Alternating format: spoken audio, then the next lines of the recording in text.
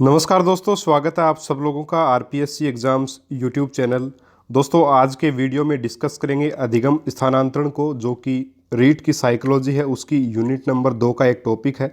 Unit number 2 में अभी तक 10 वीडियो अपलोड किए जा चुके हैं। ये अपना 11वां वीडियोज़ है यूनिट नंबर 2 का। यूनिट नंबर 1 कंप्लीट अपलोड की जा चुकी है।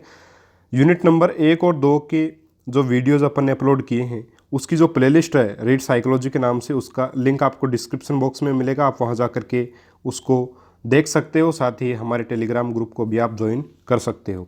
साथियों आज के वीडियो में अधिगम स्थानांतरण को डिस्कस करेंगे। बहुत ही इंपॉर्टेंट टॉपिक है यूनिट नंबर 2 का, और एग्ज़ाम के हिसाब से अधिगम स्थानांतरण क्या है क्या नहीं है, कितने प्रकार का, इससे संबंधित महत्वपूर्ण डेफिनेशंस क्या क्या हैं, सारी बातें इसमें डिस्कस करेंगे। पूरा कंप्लीट अधिगम स्थानांतरण का टॉपिक आज अपन कर लेंगे। थोड़ा सा जल्दी पढ़ाने की कोशिश करूँगा क्योंकि थोड़ा बड़ा वीडियो होने वाला है, काफ़ी सारी चीज़ें हैं इसमें। जब एक स्थिति में प्राप्त ज्ञान दूसरी स्थिति में काम आए तो यह अधिगम स्थानांतरण है। बिल्कुल समझ गए होंगे। यानी कि अपन ने जो क्लासरूम में जो पढ़ाई की है, अगर वो पढ़ाई अपन मार्केट में काम में ले लें, यानी जोड़ बाकी जो अपन ने बच्चा जब क्लास में सीखता है उसको जा करके मार्केट में वो हिसाब किताब करने में काम में ले ले, तो वो अधिगम स्थानांतरण एक प्रकार से हो जाएगा। यानी सीखने का स्थानांतरण, यानी सीखे हुई चीज़ को काम में लेना। यानी एक स्थिति में प्राप्त ज्ञान दूसरी स्थिति में काम में आ जाए तो उसको बोलते हैं अधिगम स्थानांतरण। अब ये सकारात्मक, नकारात्मक, शून्य स्थानांतरण कई प्रकार का होता है, वो भी डिस्कस आगे अपन करेंगे। परिभाषाएं बात देखें तो 3 परिभाषाएं थोड़ा सा ध्यान में रख लीजिएगा। स्थानांतरण पहली परिस्थिति से प्राप्त ज्ञान, कुशलता, आदतों, अभियोग्यता का दूसरी परिस्थिति में प्रयोग करना है। ये डेफिनेशन है कोलसेनिक की। तो कोलसेनिक से अपन सैनिक निकाल सकते हैं, और सैनिक का क्या काम है कि एक परिस्थिति में जो, यानी कि एक परिस्थिति में जो उसने ज्ञान प्राप्त किया है, जो कुशलता प्राप्त की है, आदतें विकसित की हैं, उसकी जो योग्यता बनी है, उसका दूसरी स्थिति में उपयोग करना, ये कार्य है सैनिक का। कैसे भाई, जाहिर सी बात है, ट्रेनिंग के दौरान सैनिक में कुशलता आ जाती है, कुछ आदतें भी अच्छी विकसित कर दी जाती हैं, जिसका वह युद्ध के समय दूसरी परिस्थिति में काम में लेता है। तो ये कोलसेनिक की डेफिनेशन होगी। इस प्रकार से आप इसको याद कर सकते हैं। फिर दूसरा डेफिनेशन है स्थानांतरण सामान्य कारण है क्योंकि यह सामान्य कारक है, स्थानांतरण सामान्य कारक है क्योंकि यह नए क्षेत्र में विचारों का विस्तार है। ये डेफिनेशन है पीटरसन की।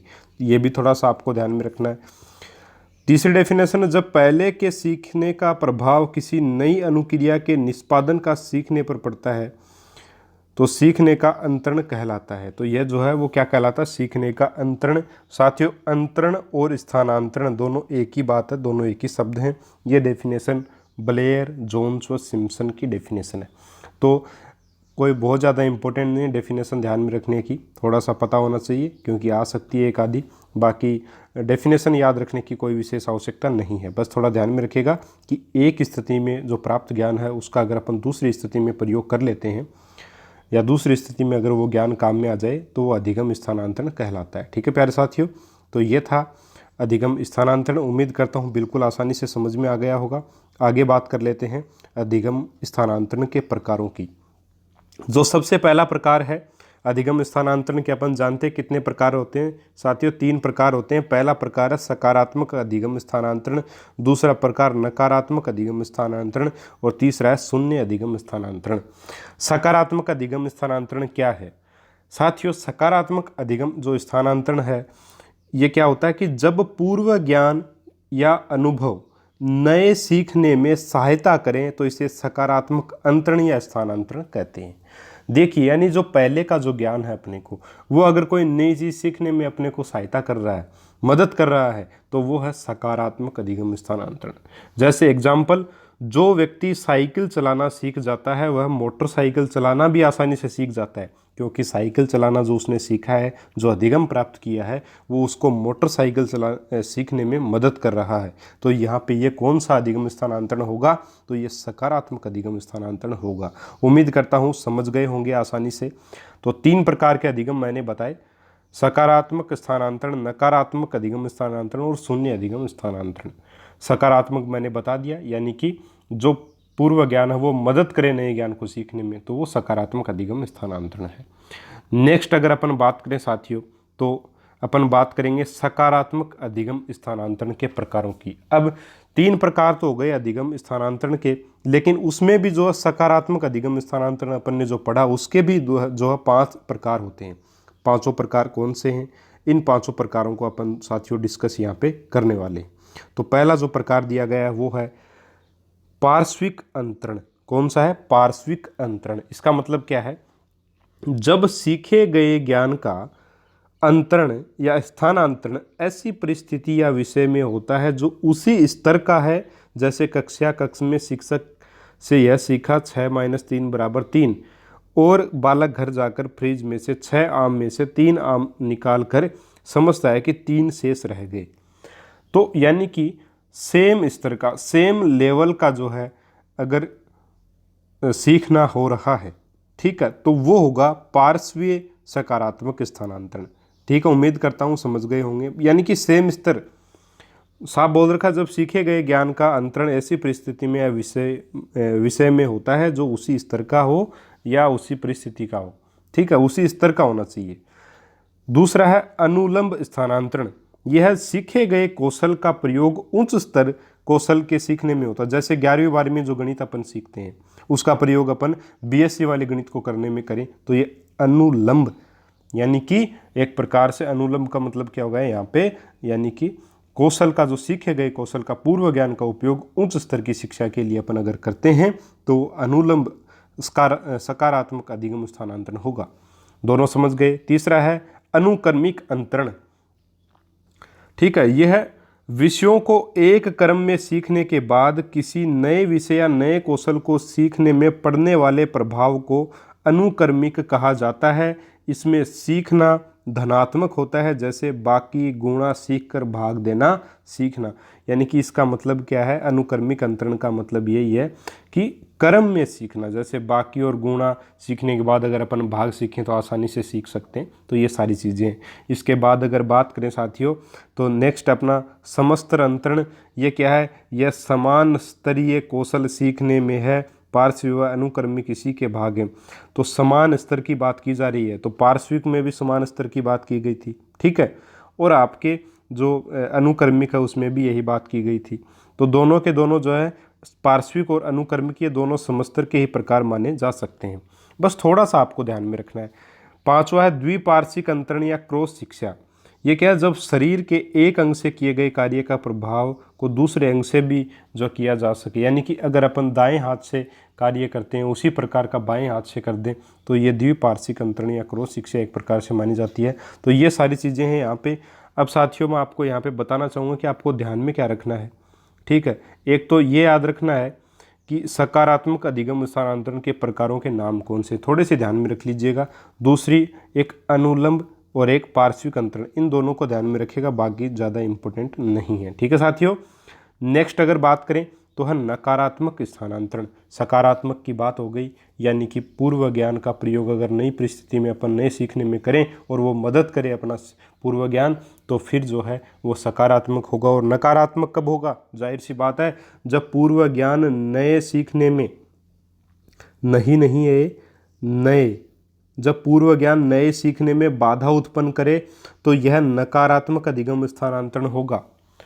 जब पूर्व ज्ञान, जो पहले का ज्ञान है, वो नए ज्ञान को प्राप्त करने में दिक्कतें पैदा करे तो वो नकारात्मक अधिगम स्थानांतरण होगा। जैसे जिसने जीवन भर बाएं हाथ से गाड़ी चलाई हो, अगर भारत में आकर उसे दाएं हाथ से गाड़ी चलानी पड़े तो बाधा उत्पन्न होगी। कहने का मतलब क्या है? अपन सब लोग जानते हैं कि अपने इंडिया में जो है, जो गाड़ियाँ होती हैं उसमें स्टीयरिंग किस तरफ होता है? आपके दाईं साइड में होता है, जबकि जो बाहर की गाड़ियाँ हैं विदेशी, उनमें बाईं तरफ होता है। तो इस चीज़ में अगर जो ज़िंदगी भर इस प्रकार की गाड़ी चलाए बाईं साइड वाली, उसको दाईं साइड वाली गाड़ी चलाने में दिक्कतें आएंगी, ठीक है। तो ये यहाँ पे दिक्कतें, उसको गाड़ी चलाना तो उसने सीख लिया, लेकिन गाड़ी भी उसको चलानी पड़े और अगर स्टीयरिंग का साइड बदल जाए तो उसको ये जो पूर्व ज्ञान है इसका, ये इसमें बाधा उत्पन्न करता है, क्योंकि इसको आदत पड़ गई उस चीज़ की। तो ये है नकारात्मक स्थानांतरण। उम्मीद करता हूँ समझे होंगे आप इस चीज़ को। फिर है एक शून्य स्थानांतरण। अब साथियों शून्य स्थानांतरण क्या है? जब पूर्व ज्ञान नए सीखने में ना तो बाधा उत्पन्न करे और ना ही सहायता करे तो इसे शून्य नहीं है, इसे क्या कहते हैं? शून्य स्थानांतरण। इसको बोलते हैं साथियों शून्य स्थानांतरण। उदाहरण, हिंदी का ज्ञाता गणित नहीं समझ सकता हिंदी के ज्ञान के आधार पे। बिल्कुल सही बात है भाई, गणित में जोड़ बाकी गुणा भाग आपको नहीं आएंगे तो आप गणित नहीं कर सकते, बशर्ते आपको पूरी हिंदी बहुत ही शानदार आती हो, पढ़ना आता हो, लिखना आता हो, शुद्ध लिखते हो, सब कुछ करते हो। लेकिन अगर जोड़ बाकी गुणा भाग नहीं आएंगे तो आप गणित नहीं कर सकते। तो ये आपका शून्य स्थानांतरण होगा। ठीक है साथियों, तो ये थे स्थानांतरण के आपके प्रकार। अधिगम स्थानांतरण के सकारात्मक, नकारात्मक और शून्य सकारात्मक के 5 सब प्रकार देखे। ठीक है, अब देखें अपन नकारात्मक। तो देखिए इसका कोई प्रकार अलग से नहीं है, लेकिन जो आपका शून्य स्थानांतरण है इसके भी जो है आगे चल के 4 प्रकार हैं। वो हैं, एक तो समीपवर्ती अंतरण, जिसका अर्थ होता है कोई बालक टाइपराइटर पर टाइप करके सीखता है, यह कंप्यूटर कीबोर्ड पर भी उसे प्रयोग करता है। यानी कि समीपवर्ती का मतलब क्या है यहाँ पे साथियों, एक प्रकार से सेम लेवल वाली बात यहाँ आ गई। टाइपराइटर जो है उसके ऊपर टाइप करना सीखता है कोई बच्चा, और फिर उस ज्ञान का प्रयोग वह कंप्यूटर में टाइपिंग करने में करता है, तो ये समीपवर्ती अंतरण हो गया। दूसरा दूरवर्ती अंतरण क्या है, भिन्न परिस्थितियों में प्रयोग करना सीखना। जैसे मोबाइल, जो कीबोर्ड वाला मोबाइल, उसके ऊपर टाइप करना सीख लिया और फिर सीधे जो है कंप्यूटर कीबोर्ड पे चला गया, तो उसमें थोड़ी सी दिक्कतें आपको आती हैं। तो ये दूरवर्ती अंतरण मान सकते हैं आप, क्योंकि बहुत ज़्यादा अंतर दोनों में।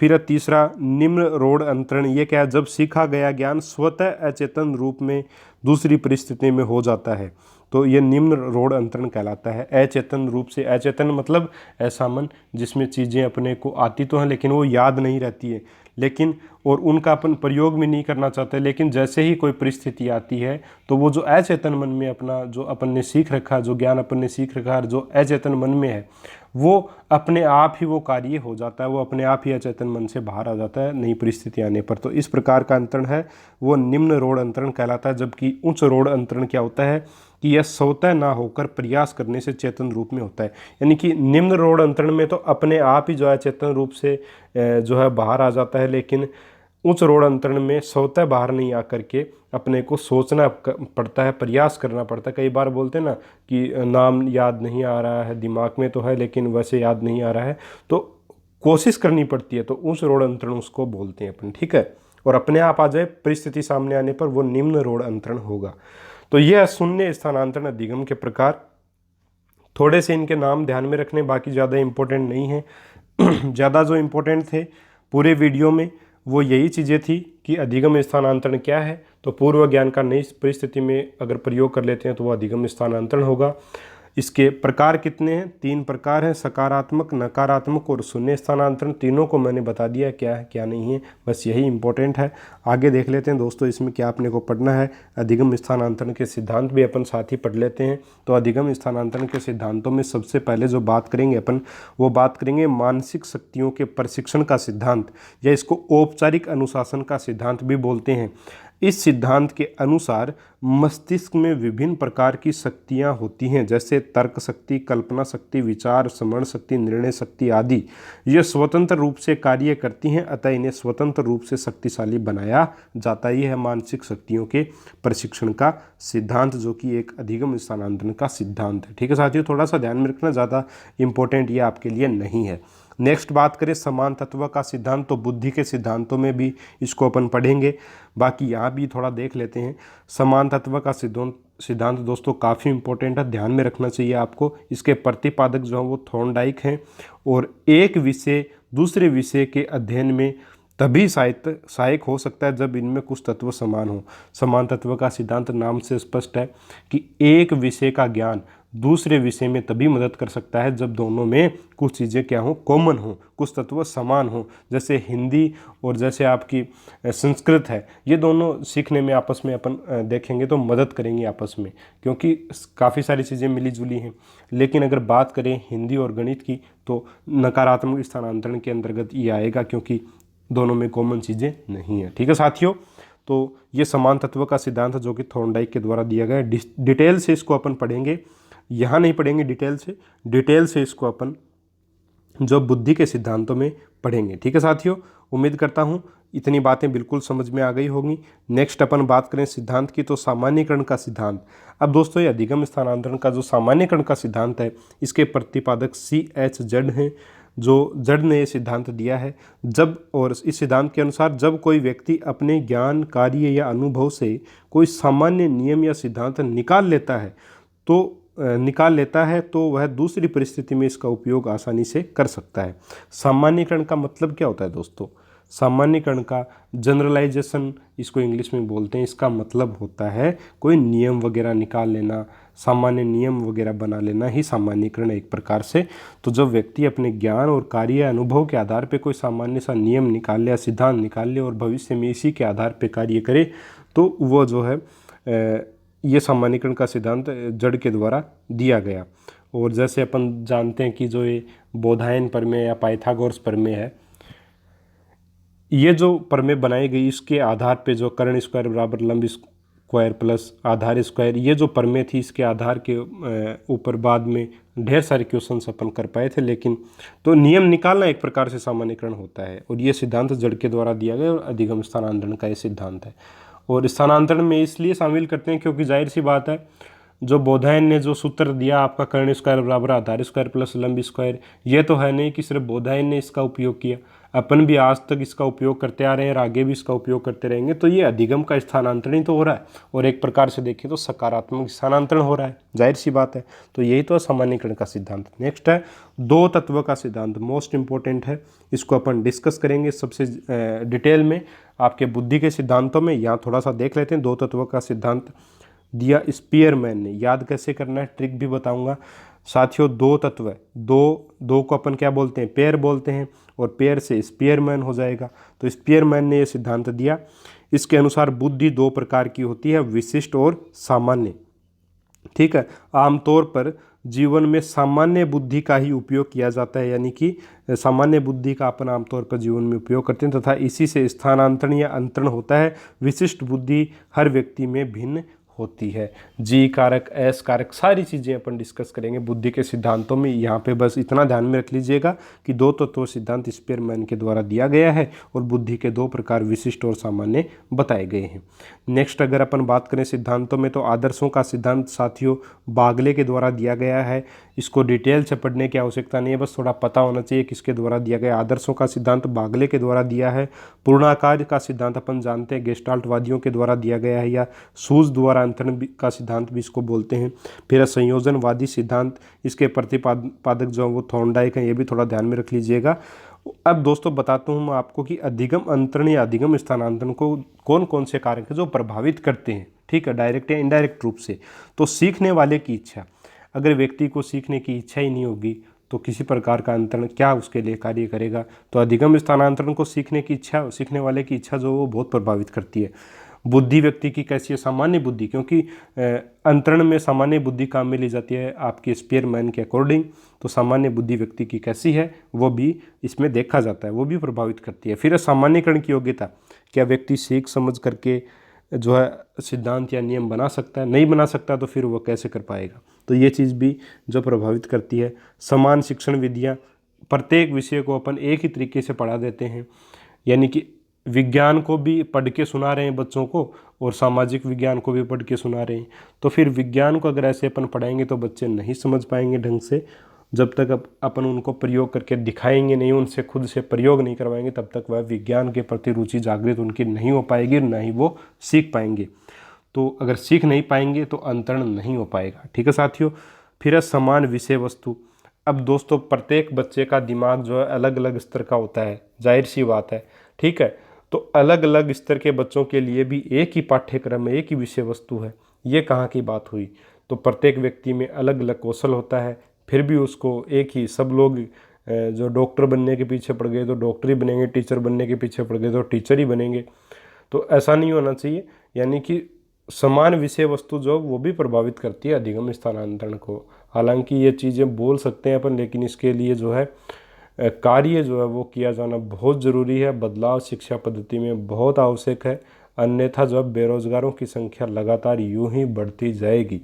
ठीक है साथियों, तो ये आपका हो गया अधिगम स्थानांतरण को प्रभावित करने वाले कारकों के बारे में। और दोस्तों अब जो अपन इस वीडियो में अपन ने जितना मैटर पढ़ा है उसके ऊपर आधारित प्रश्नों को करेंगे। 5-6 प्रश्न हैं और जवाब देने की कोशिश करिएगा। बहुत ही आसान से प्रश्न है। पहला प्रश्न आपके सामने है, जब एक परिस्थिति में सीखा गया ज्ञान दूसरी स्थिति में बाधा उत्पन्न करे तो वह होगा। यानी कि एक परिस्थिति में सीखा गया ज्ञान दूसरी परिस्थिति में या नए ज्ञान को सीखने में बाधा ही उत्पन्न कर दे तो ऐसे स्थानांतरण को क्या बोलेंगे अपन? उस स्थानांतरण को बोलेंगे साथियों नकारात्मक स्थानांतरण। बिल्कुल सही जवाब दिया होगा सब लोगों ने मेरे हिसाब से, क्योंकि ये वीडियो देखने के बाद इस प्रश्न को कोई गलत नहीं कर सकता। नेक्स्ट आपका क्वेश्चन नंबर 2, एक बालक स्कूल में गिनती गिनना सीखता है, वह इसका प्रयोग बाजार में सामान लेते समय सिक्के गिनने में करता है। यह है सकारात्मक अधिगम स्थानांतरण, नकारात्मक स्थानांतरण, शून्य स्थानांतरण या इनमें से कोई नहीं। दोस्तों बच्चा जो है स्कूल से क्या सीख के आया? गिनती गिनना सीख के आया, और इस गिनती गिनने के सीखने का प्रयोग वह बाजार में सिक्के गिनने में कर रहा है। तो स्कूल के ज्ञान का प्रयोग कर रहा है या नहीं, ये पॉजिटिव चीज़ है या नहीं? तो बिल्कुल पॉजिटिव है। और ज्ञान का प्रयोग जो वो किया जा रहा है नई परिस्थिति में पूर्व ज्ञान का, तो ये सकारात्मक अधिगम स्थानांतरण साथी होगा। ऑप्शन नंबर 1 सब लोगों ने लगाया होगा, जो कि बिल्कुल करेक्ट आंसर है। नेक्स्ट आपका प्रश्न है, संस्कृत भाषा सीखने के बाद हिंदी सीखना स्थानांतरण है। सकारात्मक स्थानांतरण, नकारात्मक स्थानांतरण, शून्य स्थानांतरण या इनमें से कोई नहीं। साथियों संस्कृत भाषा सीखने के बाद अगर हिंदी सीखेगा बच्चा तो जाहिर सी बात है कौन सा स्थानांतरण होगा? सकारात्मक स्थानांतरण होगा। यहाँ पे ऑप्शन नंबर 1 बिल्कुल करेक्ट आंसर आपका इसमें रहेगा। ठीक है साथियों, नेक्स्ट आपका जो प्रश्न है वह अधिगम स्थानांतरण संबंधित समान तत्व का सिद्धांत किसने प्रतिपादित किया? C.H. जड ने, स्पीयरमैन ने, थॉर्नडाइक ने या स्किनर ने? तो दोस्तों समान तत्व का जो सिद्धांत है वो आपके किस व्यक्ति ने प्रतिपादित किया? अभी अभी मैंने आपको बताया है, ध्यान में नहीं है तो आप देख सकते हैं। यहाँ पे देखिए, दो तत्व का सिद्धांत स्पीयरमैन ने, समान तत्व का सिद्धांत आपके थॉर्नडाइक ने प्रतिपादित किया है। तो यहाँ पे इस प्रश्न का आंसर क्या हो जाएगा आपका? थॉर्नडाइक, ऑप्शन नंबर 3 बिल्कुल करेक्ट आंसर होगा।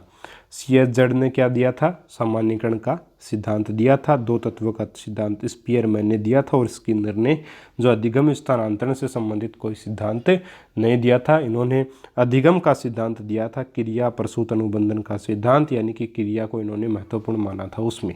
ठीक है साथियों, नेक्स्ट अगर बात करें अपन प्रश्न की, तो अगला जो अपना प्रश्न है वो है, निम्न में से सकारात्मक अधिगम स्थानांतरण का प्रकार नहीं है? पार्श्विक अंतरण, अनुलंब स्थानांतरण, अनुक्रमिक स्थानांतरण, समीपवर्ती अंतरण।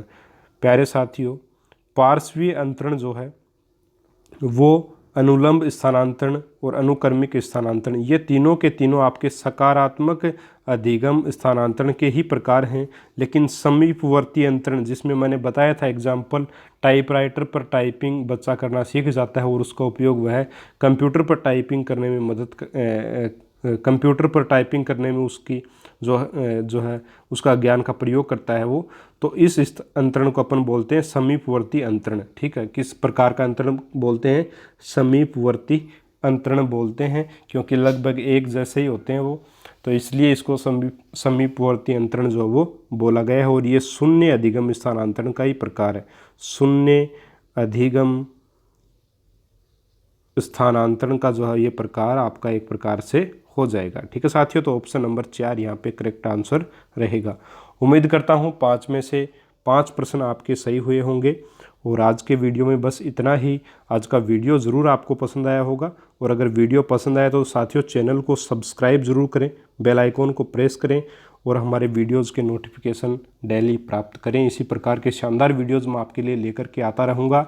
मिलेंगे साथियों एक और वीडियो में एक और नए टॉपिक के साथ। तब तक के लिए जय हिंद, जय भारत, राम राम।